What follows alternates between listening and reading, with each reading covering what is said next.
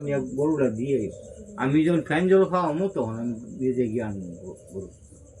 আচ্ছা, এবার ব্রাহ্মণ কি করলেন, যার বাড়ি যেই জমির কথা কইছে ওই জমিতে গরুটার বাছুরটা দিয়েছে।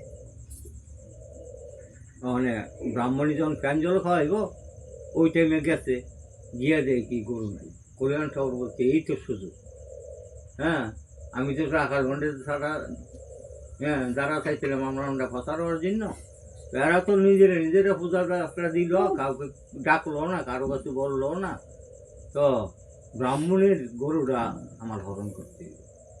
হ্যাঁ ওই টাইমে ওই সময় কল্যাণ ঠাকুর কী করলেন, এই গাভী আর বাছুরে হরণ করে দিল।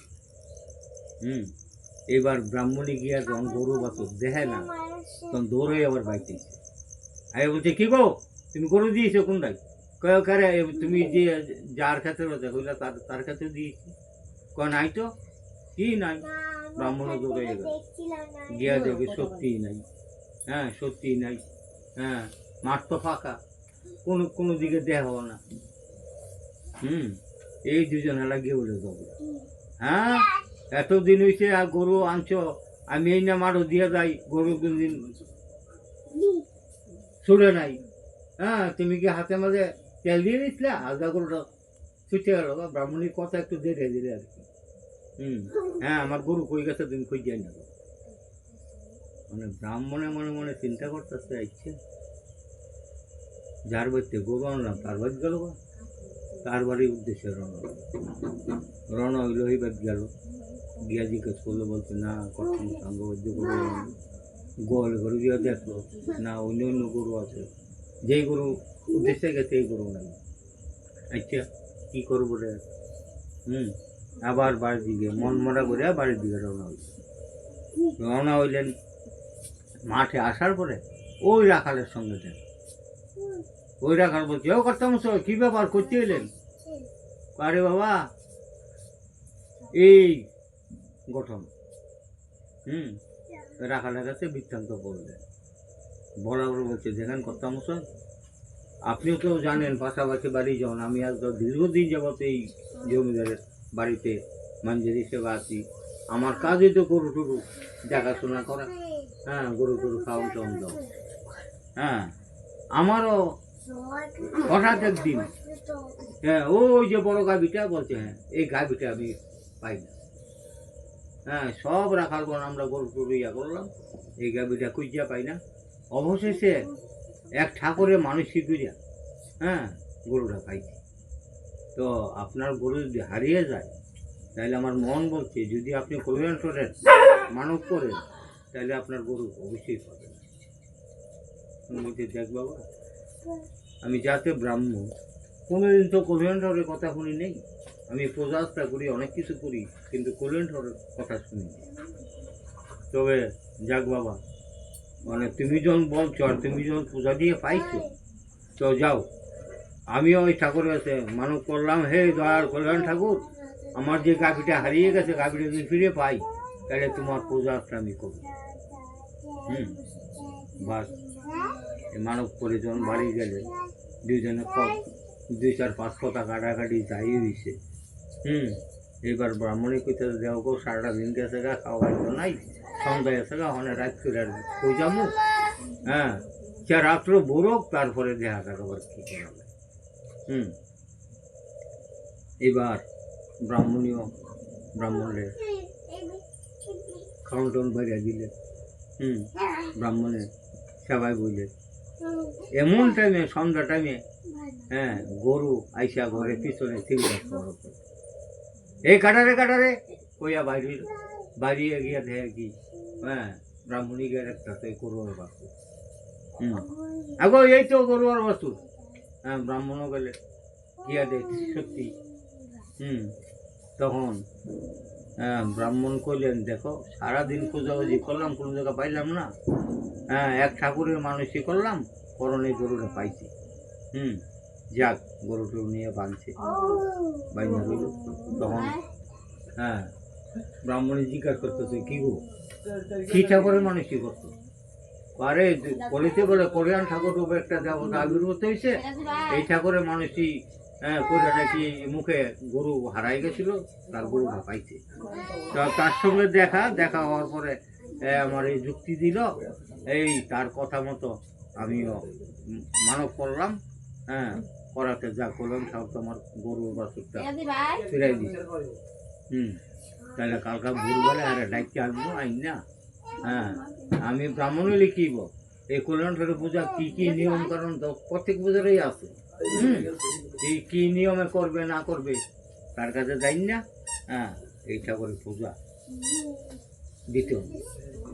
আচ্ছা সকালবেলা এই মাইজারে ডাকার বলেছে, দেখো বাবা তোমার কথার উপর ভিত্তি করে তো আমি এইটা করে মানব করলাম, করার পরে গরু পাইলাম।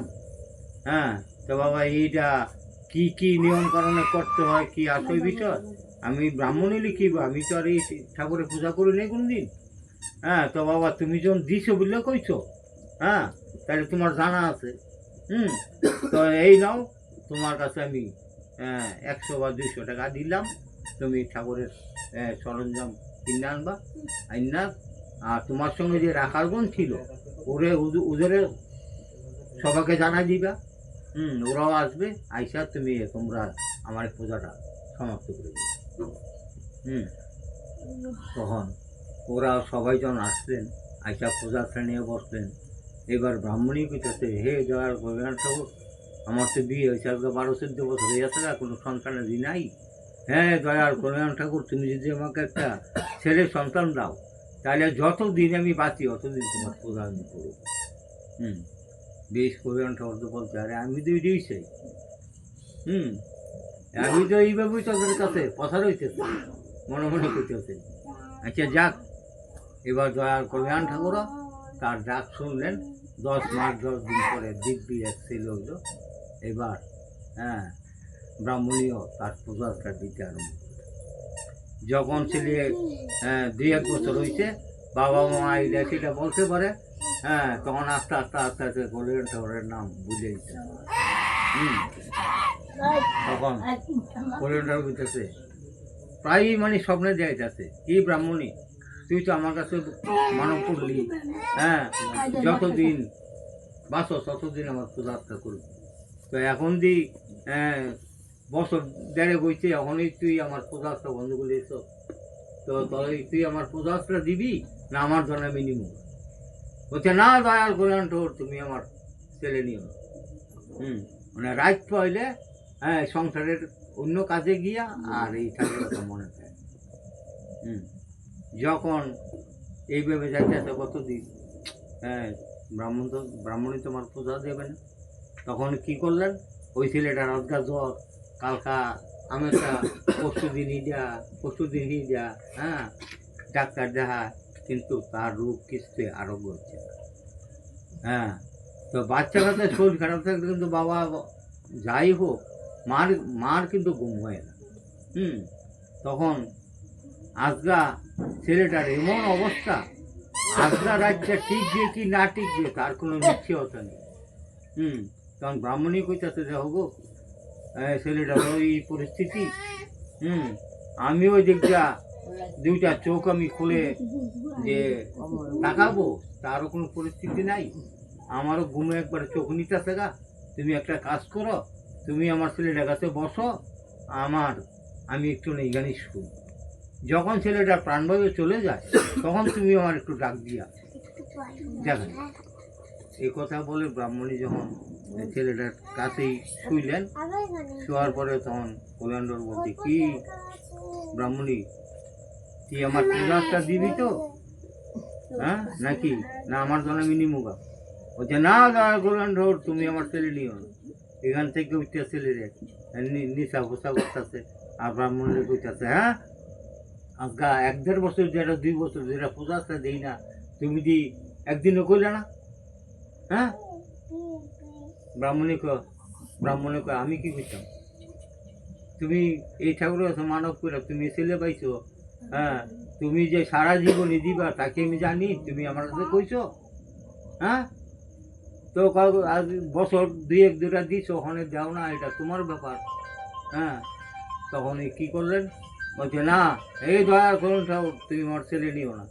নিচতে পুষতে, হ্যাঁ, ছেলে রাত্র বড় হইতে হইতে অনেকটা সুস্থ। হ্যাঁ, সকালবেলা আবার সেই রাখালে ডাইকিয়া বলছে, বাবা এখন তো আমার প্রজাতটা বন্ধ ছিল, তো বাবা এখন থেকে আমি যতদিন বাঁচি, হ্যাঁ, এতদিন আমি ঠাকুরের পূজা আমি করবো, বাবা তুমি কিন্তু এই আমার পূজাগুলো দিয়ে দিবে। বলছে ঠিক আছে। এবার যাক, এবার ব্রাহ্মণ কি করলেন যে আমি, হ্যাঁ, এই নাও টাকা পয়সা, হ্যাঁ বাবা তোমার কাছে দিলাম, আমি আরো 2-4 গ্রাম গিয়া জানাই আছি। এবার গাড়িটি ব্রাহ্মণ 2-4 গ্রাম গিয়া কইতেছে, আমার বাড়িতে কল্যাণ করে পূজা হবে, তোমরা সবাই জানবা, এইটা করে পূজার নিয়ম কারণ সব জানবা, তোমার যা পূর্ণ হয়, হারানোদল ফিরে পায়, কাটা করে ভালো হয়, যে যাহা মানুষই করে, হ্যাঁ, এই দুটো নয় সব কিছু বাঙ্গাসিরা করলো। পর পরে এবার কানা করে হারো আইব, হ্যাঁ, 2-4 গ্রামের লোক আসতে আরম্ভ করলো। এবার কানায় কয়, হ্যাঁ কয় ভাই তোরা বোধ চাউল ভাই যাবি না, বলতে তো বাবু আমার একটু ঘুরে ধরে নিবি, অনেক ধর কানা কানা আর তোরা ধরে নিব কেন, মানে আতুরে করবো কেন, আতুরদেরকে ওরে কই চান, হ্যাঁ, নিতে বলবো কান্দ করে নিতি,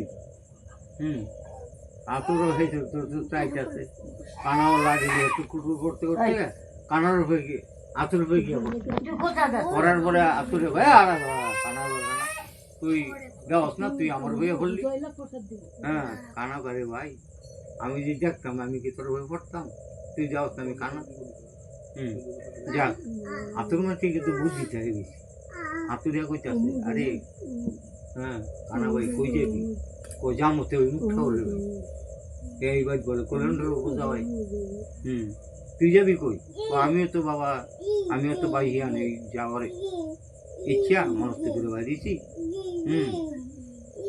তো তুই তো তোর তো হাত পাও ভালো আছে, তুই হাঁটতে হাঁটতে দেখি, আমি তোরা হাত পাও কোন ভালো নেই, আমার ধরে যাইতে গিয়া এই পূজাটা পাই কি না পাই, তুই একটা কাজ যে কারবারে কিরকম কোনো তো দেখি নাই, আজকা যখন তার কান্দ উঠতে তাহলে বাড়ি করে একটু দেখতে মিটিয়ে যায়, এবার ঘুরে ঘুরে দেখতেছে, কানায় খালি কইতেছে কিরে লোকের কাছে শুনি ঠাকুর বাড়ি নই তোর দিয়ে কান্দ লইলাম মানুষ কোনই আছে অনাই নেই, কয়ে আয় বলছে কানা বুঝে লেছে, হ্যাঁ তোমার ঘুরাই নিতেছে, তো যারা কান্দ ওটা তাহলে মজা জাগা মতো গিয়ে হবে, এবার জাগা মতো যখন গেছে, হ্যাঁ, কোন সময় যখন কর্কি টানে ওই সময় গেছে, এবার কানা আতুরও কইছে আরে ভাই আমি আইছি না আমার নামা, হ্যাঁ, আরে এমন এক আসার মারছে গো, আসারে ঠেলা ঘুরিয়ে বেরিয়ে, হ্যাঁ ভালো হয়ে গেছে,